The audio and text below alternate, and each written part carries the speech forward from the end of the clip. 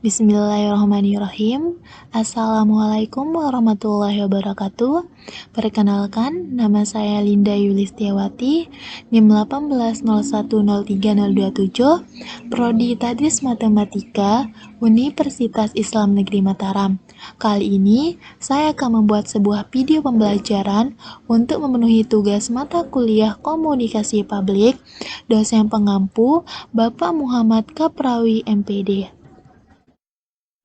Adapun materi yang akan saya jelaskan yaitu yang pertama, pengantar komunikasi publik, yang kedua, unsur-unsur komunikasi publik, yang ketiga, karakteristik komunikasi publik, yang keempat, fungsi dan tujuan komunikasi publik, yang kelima, efek komunikasi publik, yang keenam, hal-hal yang harus diperhatikan dalam komunikasi publik agar efektif, dan yang terakhir yaitu hambatan dan upaya dalam mengatasi hambatan dalam komunikasi publik.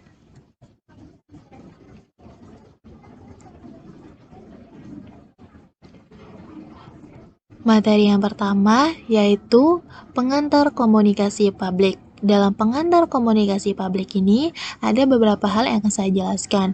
Mulai dari pertama, pengertian komunikasi publik.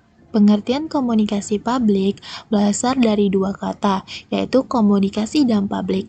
Komunikasi adalah proses interaksi atau hubungan saling pengertian satu sama lain antara sesama manusia, baik secara langsung ataupun tidak langsung. Sedangkan publik adalah sejumlah orang yang dalam kesempatan tertentu, di tempat tertentu, akan berkomunikasi dengan kita. Jadi dapat diambil kesimpulan bahwa komunikasi publik adalah proses penyampaian pesan secara efektif di hadapan dua orang atau lebih.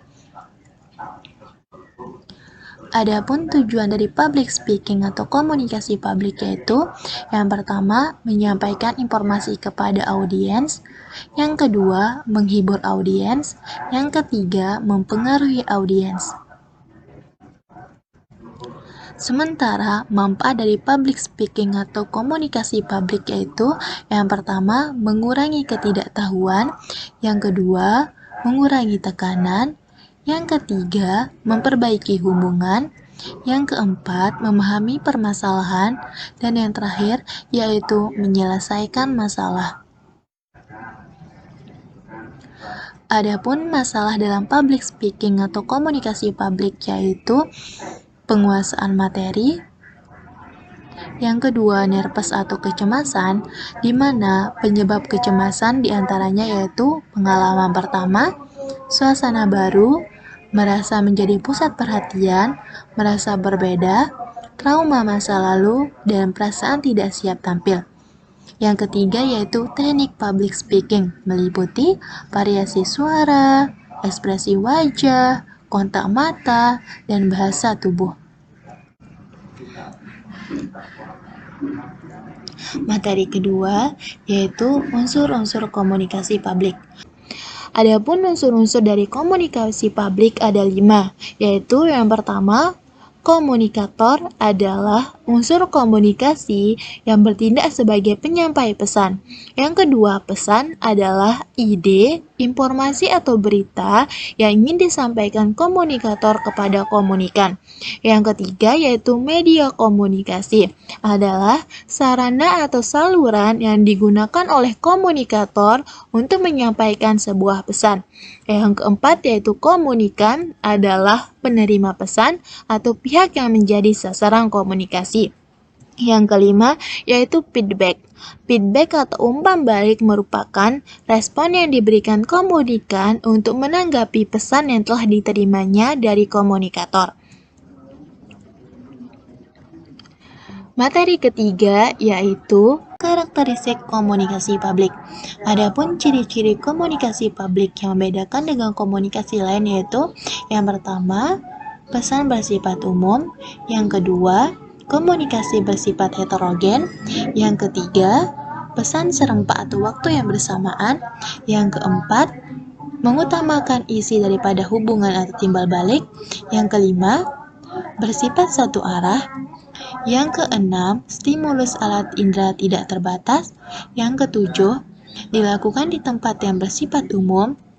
Yang kedelapan, mengumpulkan banyak orang. Yang kesembilan, terencana. Dan yang terakhir yaitu memiliki tujuan penting. Yang keempat yaitu fungsi dan tujuan komunikasi publik. Menurut Dadi Mulyana dalam sebuah bukunya yang berjudul Ilmu Komunikasi, yang merumuskan bahwa setidaknya ada 4 fungsi dari komunikasi itu, yakni sebagai berikut. Yang pertama, komunikasi sosial. Yang kedua, komunikasi ekspresif. Yang ketiga, komunikasi ritual. Dan yang keempat yaitu komunikasi instrumental. Sementara tujuan secara umum dari komunikasi publik yaitu ada 4. Yang pertama, memberikan informasi atau public information. Yang kedua, mendidik masyarakat atau public education. Yang ketiga, mempengaruhi masyarakat. Yang keempat, menghibur masyarakat atau public entertainment. Yang kelima, yaitu efek komunikasi publik. Ada 3 efek dari komunikasi publik. Yang pertama, efek kognitif. Dampak ini berkaitan dengan penyampaian informasi, pengetahuan, keterampilan maupun kepercayaan oleh media massa. Yang kedua, efek afektif. Dampak pesan media massa sampai pada tahap afektif terjadi bila pesan yang disebarkan media mengubah apa yang dirasakan, disenangi atau dibenci khalayak. Adapun dampak ini berkaitan dengan perasaan, penilaian, rangsangan emosional, dan sikap. Yang ketiga, yaitu efek behavioral. Efek behavioral merupakan akibat timbulnya pada diri khalayak dalam bentuk perilaku, tindakan, atau kegiatan. Pernyataan ini mencoba mengungkapkan tentang efek komunikasi massa pada perilaku, tindakan, dan gerakan khalayak yang tampak dalam kehidupan sehari-hari. Yang keenam, yaitu hal-hal yang harus diperhatikan dalam komunikasi publik agar efektif. Yang pertama, respect adalah kemampuan menempatkan diri pada situasi atau kondisi yang dihadapi orang lain. Yang kedua, empati adalah sikap menghargai setiap individu yang menjadi sasaran pesan yang kita sampaikan. Yang ketiga, audible adalah dapat didengarkan atau bisa dimengerti dengan baik. Yang keempat, clarity adalah kejelasan dari pesan itu sendiri sehingga tidak menimbulkan multi interpretasi atau berbagai penafsiran yang berlainan. Yang kelima, humble atau rendah hati adalah menghargai orang lain, mau mendengar, menerima kritik, tidak sombong dan tidak memandang rendah orang lain. Yang terakhir, yaitu yang ketujuh, yaitu hambatan dan upaya dalam mengatasi hambatan dalam komunikasi publik. Secara umum, ada 2 hambatan dalam komunikasi publik. Yang pertama, hambatan internal adalah hambatan yang berasal dari dalam diri individu yang terkait kondisi fisik dan psikologis. Yang kedua, yaitu hambatan eksternal adalah hambatan yang berasal dari luar individu yang terkait dengan lingkungan fisik dan lingkungan sosial budaya. Sehingga secara khusus hambatan dalam komunikasi publik yaitu yang pertama ada semantis, ada hambatan teknis, ada hambatan lingkungan fisik, ada hambatan biologis, hambatan psikologis, hambatan perbedaan cara pandang, hambatan tidak adanya umpan balik, hambatan perbedaan kebudayaan.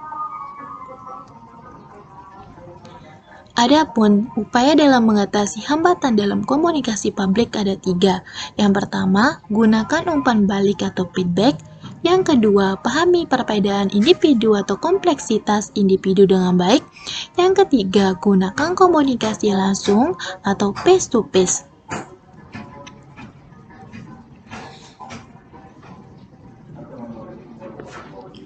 Mungkin hanya itu yang dapat saya sampaikan, kurang dan lebihnya saya mohon maaf. Sekian dan terima kasih. Wassalamualaikum warahmatullahi wabarakatuh.